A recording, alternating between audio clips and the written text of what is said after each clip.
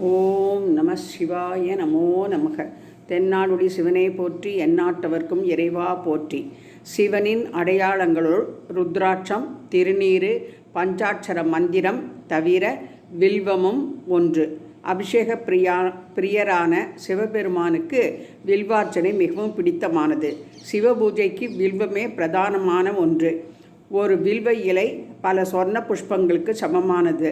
திரிதளம் திரிகுணாகாரம் திரிநேத்திரஞ்ச திரியாயுதம் திரிஜன்ம பாப சம்ஹாரம் ஏக வில்வம் சிவார்ப்பணம். மூவிலைகளை கொண்டதும் முக்குணங்களை குறிப்பதும் முக்கண்களை குறிப்பதும் திரிசூலத்தை குறிப்பதும் 3 ஜென்ம பாபங்களை எரிப்பதுமாகிய வில்வ இலையை சிவனுக்கு அர்ப்பணிக்கிறேன் என்பது இதன் பொருள். சிவபெருமானை துதித்து ஒரு வில்வ இலையை சமர்ப்பித்தாலும் நம்முடைய பாவங்கள் விலகி நன்மைகள் ஏற்படும். வீட்டில் பூஜை செய்ய இயலாதவர்கள் சிவாலயம் சென்று வில்வத்தால் பூஜை செய்து வழிபட்டால் சகல சௌபாகியங்களையும் பெறலாம். வில்வ சமித்துக்களால் ஹோமம் செய்தால் செல்வத்தை அடையலாம். வில்வ மரத்தின் அடியில் ஜபம் செய்தால் மிகவும் நல்லது. வில்வ மர பிரதட்சணம் செய்வது மகா புண்ணியத்தை தரவல்லது. வீடுகளில் வில்வ மரத்தை வளர்ப்பது என்பது பெரும் புண்ணியத்தை தரக்கூடியது. வில்வ மரத்தில் எவருடைய கால்களும் படக்கூடாது. வில்வ மரத்தை வெட்டுவது மகா பாவம்.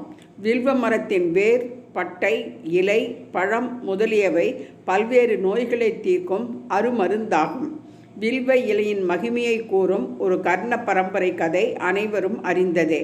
வேடன் ஒருவன் சிவராத்திரி அன்று இரவில் புலிக்கு பயந்து வில்வ மரத்தில் ஏறி உட்கார்ந்து கொண்டு வில்வத்தை பறித்து இரவு முழுவதும் கீழே போட்டு கொண்டிருந்தான். அவை கீழே இருந்த சிவலிங்கத்தின் மீது விழுந்தன. சிவராத்திரி அன்று பூஜை செய்த பலனாக அவனுக்கு சிவ தரிசனமும் கைலாயம் செல்லும் பாக்கியமும் கிடைத்தது. வில்வ மரத்திலும் வில்வ இலையிலும் மகாலட்சுமி வாசம் செய்கிறாள் என்பது ஐதீகம். வில்வ பழத்திற்கு ஸ்ரீபலம் என்ற பெயரும் உண்டு. அது சகல மங்களங்களையும் அளிக்கக்கூடியது என்றும் சொல்லப்படுகிறது. மார்கழி மாதத்தில் திருப்பதியில் வெங்கடாஜலபதிக்கு வில்வ இலையினால் அர்ச்சனை செய்யப்படுகிறது. வில்வத்தின் 3 இலைகளிலும் இச்சாசக்தி, கிரியாசக்தி, ஞானசக்தி ஆகிய மூவரும் அதிதேவதைகளாக இருக்கின்றார்கள். இவ்வளவு மகிமை வாய்ந்த வில்வ இலை உலர்ந்து போனாலும் ஏற்கனவே பூஜை செய்யப்பட்ட நிர்மால்யமாக இருந்தாலும் பூஜை செய்வதற்கு தகுதி உடையது. வில்வ விருட்சமும் வில்வ இலையும் வில்வ பழமும் தெய்வீகத்தன்மை கொண்டது. அவைகள் மகாலட்சுமியின் தங்கும் இடங்கள் என்றும் ஸ்ரீ சுக்தம் என்ற ஆன்மீக நூல் கூறுகிறது. நந்திகேஸ்வராய நமோ நமக. பிரதோஷ நாயகா போற்றி போற்றி.